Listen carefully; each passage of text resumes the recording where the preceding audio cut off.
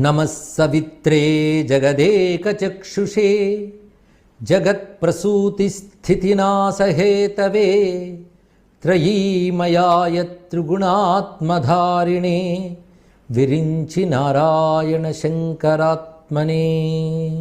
మనల్ని రక్షించేటువంటి దేవతా స్తోత్రాలు, దేవతా ఆరాధనలు, కొన్ని ప్రక్రియలు అనేకం మన ఋషులు అందించారు. అందులో సూర్యారాధన అనేది చాలా ప్రధానమైన అంశం.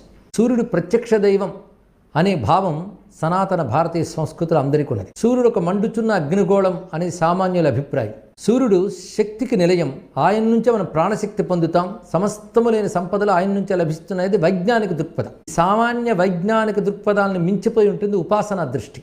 అటువంటి ఉపాసనా దృష్టితో చూస్తే సూర్య భగవాన్ నుంచి వచ్చేటువంటి శక్తిలోంచి దివ్యత్వాన్ని మనం పొందగలం. అందుకే సూర్యుడిని దైవంగా కొలుచుకోవడం అనేటువంటిది ఒక నమ్మకం కాదు, ఒక సంస్కారం.